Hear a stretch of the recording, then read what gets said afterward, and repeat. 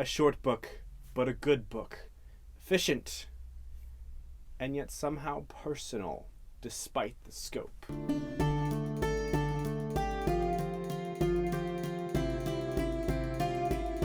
Hello, welcome to the Ponderings of Pete. My name is Pete, and this is my channel. Thank you so much for tuning in. If this is your first time here, hello. Thank you so much. I appreciate you taking a look at this review. There's also a like button, a comment box down below, as well as a subscribe button if you would like to see more of this type of review or just talking in general. Hi, I'm here. You can hit the bell notification as well. That'll do the whole all thing. If you are coming back, thank you so much. I really appreciate all y'all's support throughout everything. And I hope you really enjoy this video and possibly enjoy this book like I did. And if you would like to post a comment down below saying if you're interested in this book, or that even you've read it and you loved it, or read it and hated it or something, like tell me about your experience with this book, or tell me about what you look forward to. I would be happy to hear your thoughts, very much so. So without further ado, let's talk about Ninefox Gambit. This is the first book in a trilogy of books called the Machineries of Empire series by Yoon Ha Lee.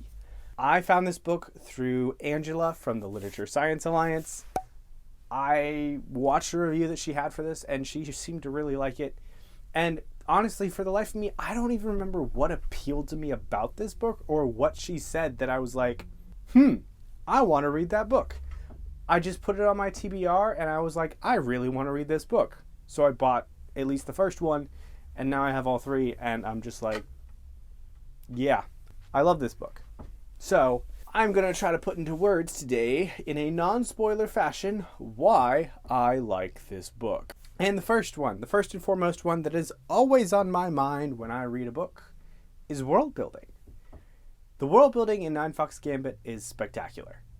It is a very small book, but the amount of things that you learn about the world are just, there's a lot. I wouldn't say it's overwhelming. The first two chapters are slightly overwhelming because there's a lot in there. But the spectacular thing about it, the interesting thing, is that there is next to zero info dumping. There's one or two instances where there's a paragraph of like, oh hi, here's these symbols and this is what they mean. But that's it, which is super cool. Most of the world building in this book is done through contextual clues and implications that are later confirmed in the book. And some of these implications that are not even confirmed in the book, but I am told there are things that are confirmed in later books, more blatantly told to you, based on the just interactions. A lot of it is also just through regular conversation, and regular being, it really depends.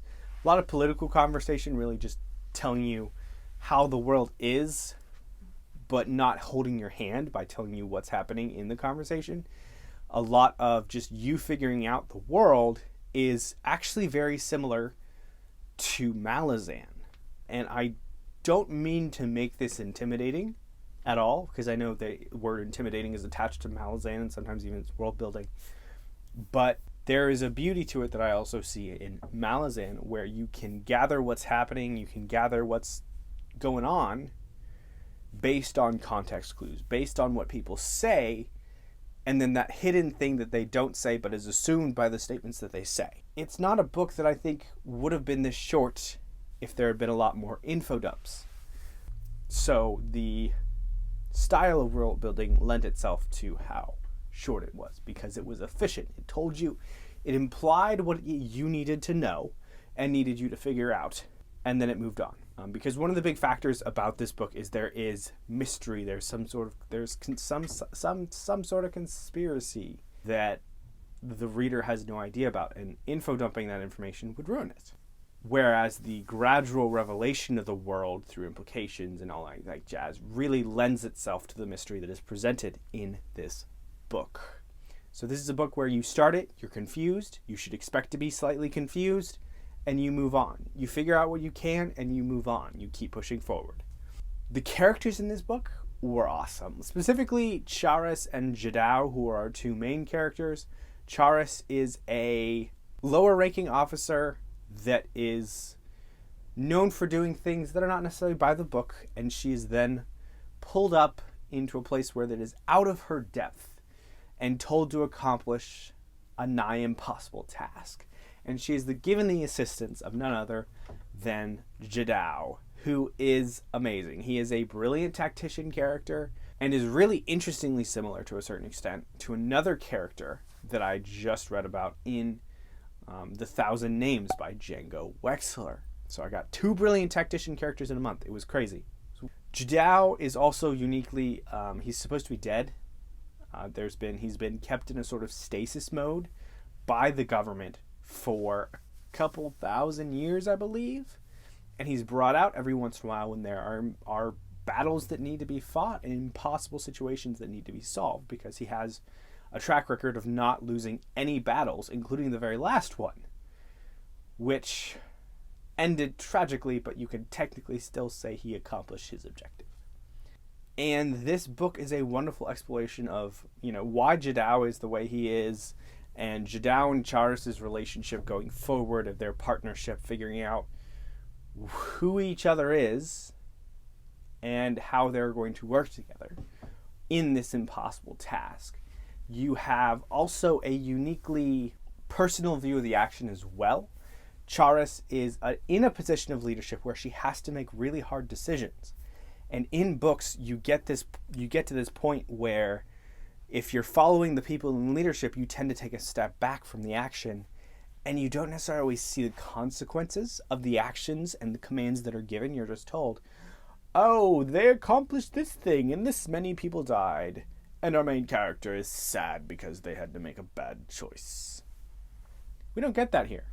And not in the way you think. There are a few instances where hard choices are made, and then immediately afterwards, we get points of view from boots on the ground, showing the consequences of what's happening and the thoughts of people that are going through it at that moment. So you get the high level, okay, this is the strategy and tactics that we have to use, and I accept the losses that may cause, and then you see what happens, which is great. And then you go back to Charis and you see the effects it has on her. So being so short, I was very surprised, especially with the scope of the first few chapters and the amount of information that is contained and implied in those chapters, just how personal this book was. Yoon Ha Lee is beautifully efficient in his writing, in that he says what he needs to say to make you feel what you need to feel, and he moves on. He is not overly flowery whatsoever, as you could probably tell by the 300 pages that are in this book. So he does wonderful, wonderful work with his writing in showing you what you need to be shown in order to figure out what's going on and be affected the way he needs you to be affected. I thought this was a brilliant book. I think the one last thing I'll touch on is the science. There is a fair bit of science in this book, in the sense that it is talked about, and it is not always very much explained. I think that if you really dive into it, you can understand sort of what's happening. And over time, the biggest thing with how the weapons work and stuff like that is, for the most part, explained. So if you're really confused about this big piece of the science, don't worry, it will get clearer over time. If you have any questions, let me know. I'm always happy to talk. I have a Discord down below where we're buddy reading the next 2 books as well, if you want to catch up with us over the next 2 months. And yeah, I really love this book, and I hope other people really would read more of this book, because I think that other people should experience the joy that I've experienced with this book. So, thank you so much for watching. Get some rest, because that's super important, and have a great night.